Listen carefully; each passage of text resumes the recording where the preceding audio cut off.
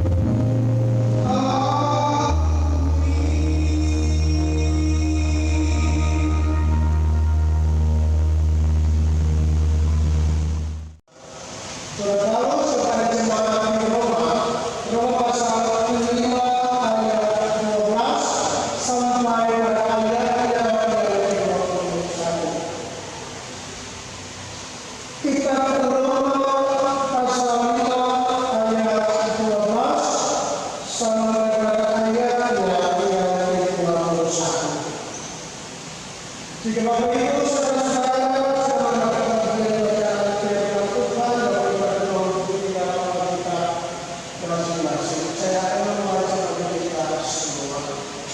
Berikut dari bacaan firman Tuhan, Adam dan Kristus. Demikian ini firman Tuhan. Sebab sama seperti dosa telah masuk ke dalam dunia oleh satu orang, dan oleh dosa itu juga maut, demikianlah maut telah menjalar kepada semua orang, karena semua orang telah berbuat dosa. Sebab sebelum hukum Taurat ada, telah ada dosa di dunia, tetapi dosa itu tidak diperhitungkan kalau tidak ada hukum Taurat.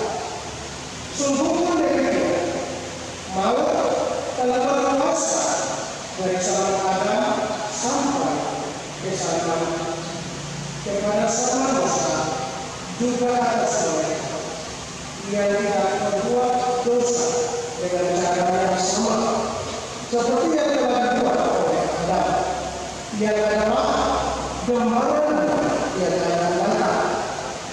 Tetapi karunia Allah tidak sama dengan pelanggaran Adam.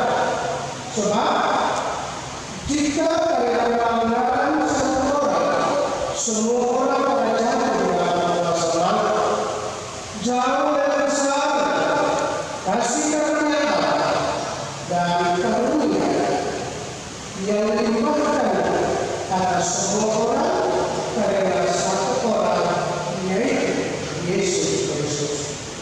Dan kasih karunia tidak bertimbangan dengan dosa satu orang. Sebab penghakiman atas satu pelanggaran telah mengakibatkan penghukuman, tetapi pengakuan karunia atas banyak pelanggaran itu mengakibatkan kebenaran. Sebab jika oleh dosa satu orang kamu telah berkuasa oleh satu orang itu, maka lebih benar adalah mereka yang telah mengenal limpahan kasih karunia dan anugerah kebenaran akan hidup dan berkuasa oleh karena satu orang itu, yaitu Yesus Kristus. Sebab itu, sama seperti oleh satu pelanggaran semua orang boleh berhukuman, demikian juga oleh satu perbuatan kebenaran semua orang beroleh kebenaran untuk hidup. Jadi sama seperti oleh ketidaktaatan satu orang, semua orang telah menjadi orang berdosa. Demikian juga oleh ketaatan satu orang, semua orang menjadi orang benar. Tetapi hukum Taurat ditambahkan supaya pelanggaran menjadi demikian banyak, dan di mana dosa bertambah banyak, di sana kasih karunia menjadi berlimpah-limpah, supaya sama seperti dosa berkuasa pada alam, demikian kasih karunia akan berkuasa oleh kebenaran untuk hidup yang kekal oleh Yesus Kristus Tuhan kita.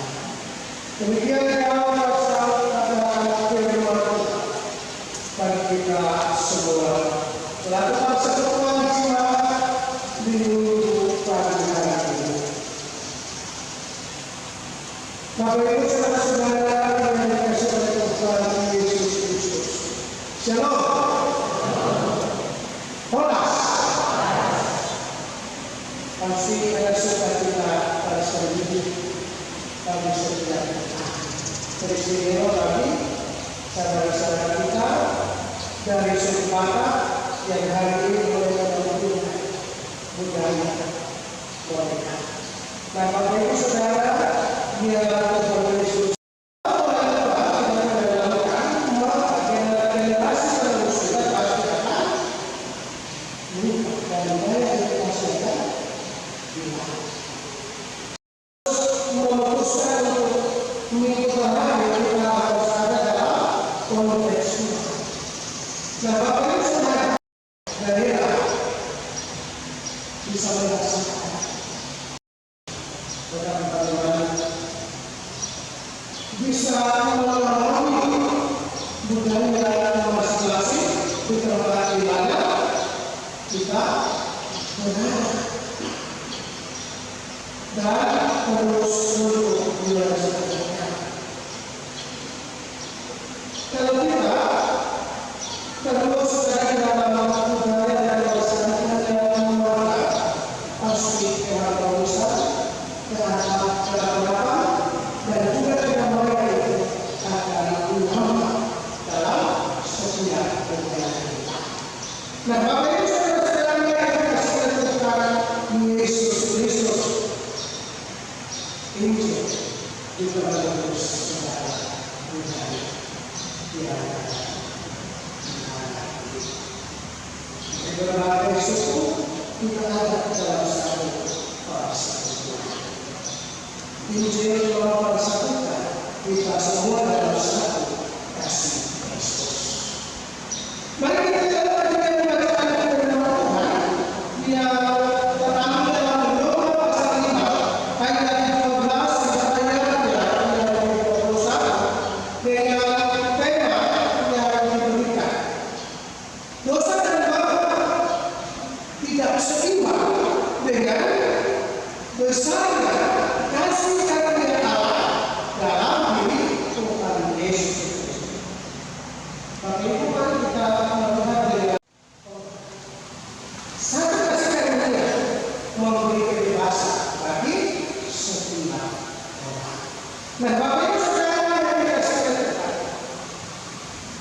pasal 5 ayat 12 dijelaskan bahwa dalam keterhadapan dosa sebagai prinsip atau kuasa yang aktif memasuki setiap diri umat manusia.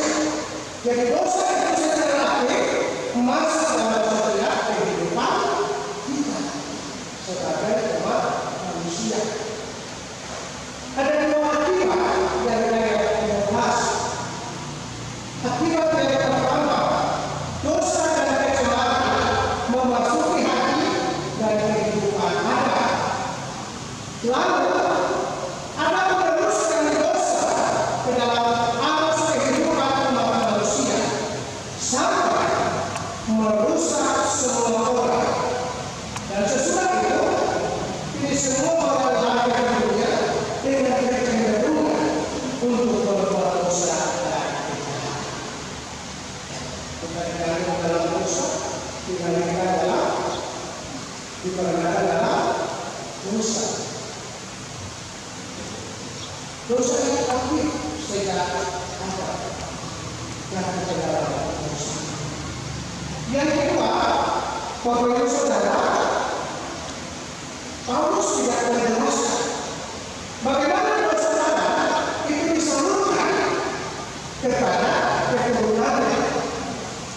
Paulus juga tidak mengatakan bahwa semua orang ada dalam Adam dan ikut serta dalam dosanya, dan karena itu mewarisi kesalahan Adam.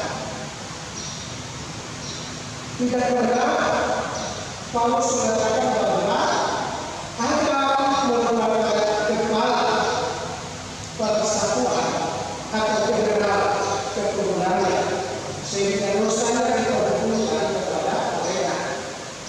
Namun semua orang bersalah di hadapan Allah karena dosa pribadi mereka. Karena semua orang telah berbuat dosa. Nah, satu-satunya ajaran yang disokong atau yang didukung oleh Alkitab adalah bahwa semua orang mewarisi kerusakan moral serta dorongan untuk berbuat dosa dan kejahatan.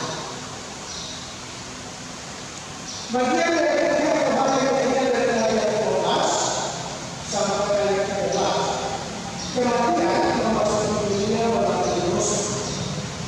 Dan sekarang semua orang takut atau takut kepada maut, karena semua orang telah berbuat dosa. kita semua harus patuh kepada kuasa maut. Dan tidak ada seorang pun yang dapat menahan kuasa maut dari setiap pribadi seseorang. Ayat 14 menjelaskan bahwa umat manusia mengalami kematian bukan karena mereka melakukan Allah yang bisa dengan hukuman matinya seperti anak-anak, tetapi karena mereka sesungguhnya orang berdosa, baik karena tindakan maupun tabiatnya, dan melanggar aturan yang tertulis di dalam hatinya. Lalu pada ayat 15, Paulus menekankan kemampuan tertinggi dari manusia yang disediakan oleh Yesus Kristus untuk menebus dampak-dampak dari kejahatan manusia. Inilah inti berita dari kematian ini. Ada membawa dosa dan kematian, Kristus membawa kasih karunia dan hidup yang kekal. Penghukuman dosa atas semua orang menjadi kenyataan bagi setiap orang yang menolak Allah dan pernyataannya yang tertulis dalam hati mereka atau dinyatakan dalam firman-Nya, yaitu kebenaran hidup bagi orang pada semua orang mempunyai potensi dijadikan kenyataan dalam waktu mereka percaya kepada Kristus dan menerima kasih karunia hidup dan karunia kebenaran melalui Yesus Kristus. Oleh sebab itu, Bapak Ibu Saudara, di ayat 21 mari kita lihat apa yang tertulis tentang kasih karunia,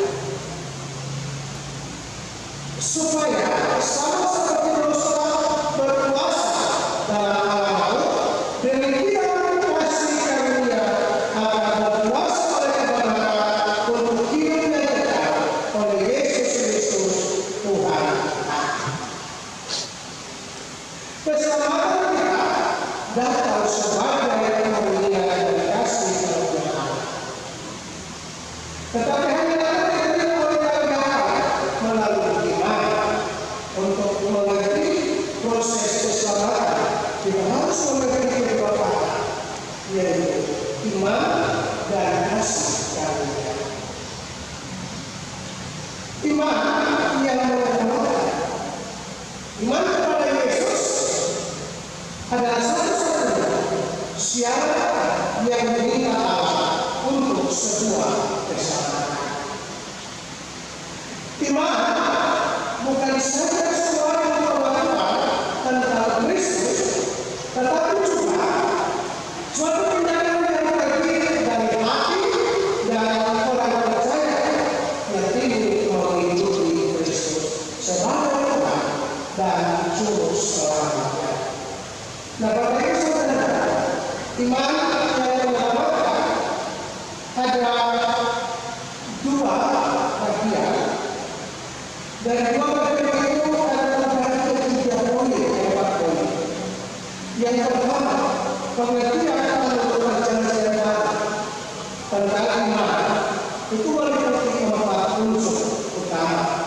Yang pertama, iman adalah percaya dengan sungguh-sungguh kepada Kristus yang tersalib dan mati sebagai Tuhan dan Juru Selamat pribadi Bapak Ibu Saudara dan saya.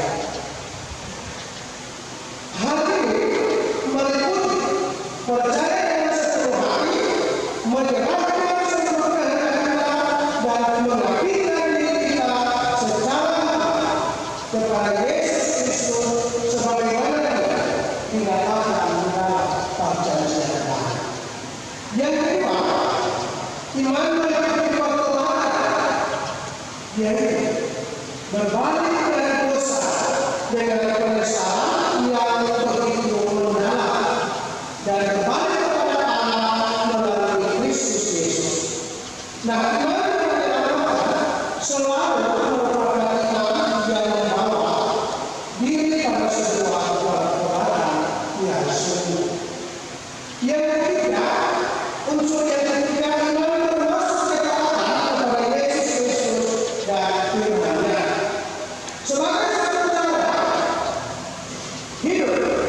yang diilhamkan oleh Tuhan, oleh rasa syukur kepada Allah dan oleh Roh yang membaharui. Itulah ketaatan yang bersumber dari iman. Nah, oleh karena itu, iman dan ketaatan tidak bisa dipisahkan. Iman adalah yang ultima, tidak dapat dibedakan secara jelas dengan pasti. Iman menjadi suatu tindakan pribadi dan pengorbanan dan penyerahan diri yang diarahkan kepada Yesus Kristus. Itulah empat unsur penting atau empat unsur utama dalam pengertian iman di dalam perjanjian baru. Hal yang kedua dari bagian dari Alkitab, beriman kepada Yesus Kristus sebagai Tuhan dan Juru Selamat. Ini merupakan sebuah tindakan sesaat dan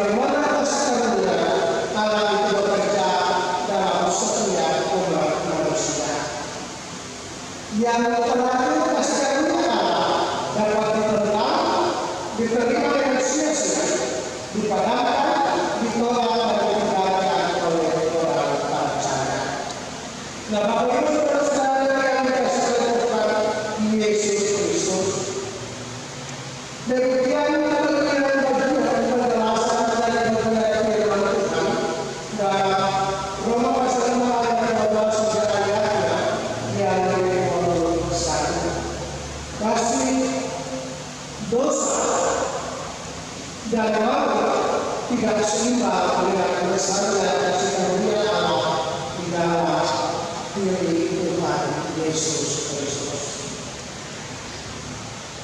Kita semua telah berdosa, tetapi oleh satu Allah kita semua telah diselamatkan. Nah, Bapak Ibu Saudara, iman dan kasih karunia menjadi bagian yang tidak terlepas dalam setiap kehidupan kita. Bagaimana kepada Yesus benar-benar percaya dengan sungguh, maka kasih karunia keselamatan akan terjadi bagi setiap kita yang benar-benar beriman dan mempercayakan seluruh kehidupan kita hanya kepada Dia yang telah memberi diri bagi kita semua. Iman yang menambahkan bersama dengan kasih karunia merupakan dua bagian dalam setiap diri orang percaya yang akan terus menuntut menyertai dan juga menerangi setiap perjalanan kehidupan kita sebagai umat yang percaya. Marilah kita menyerahkan seluruh kehidupan kita. Kita menyerahkan seluruh tanggung jawab dari kerja kita. Tapi juga kita berbagi dari seluruh kehidupan kita dengan pertobatan yang sungguh, serta mempercayakan seluruh hidup kita hanya kepada Yesus Sang Juru Selamat kita. Tuhan memberkati dan terus memampukan serta menguatkan kita melalui kuasa Kristus lewat firman-Nya. Kasih karunia bersama dengan iman yang menyelamatkan setiap kehidupan umat manusia. Bapak Ibu Saudara dan saya. Amin. Pada suara PW Manuel dipersilakan.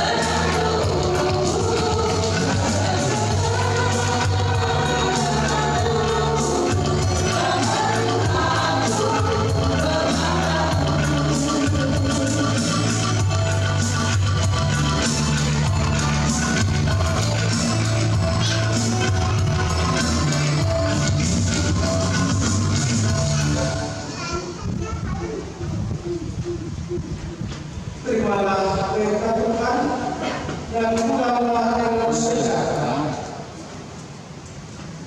Damai sejahtera Allah yang melampaui segala akal akan memelihara hati dan pikiranmu dalam Kristus Yesus dari Bapa dan Roh Kudus saat ini sampai Maranatha.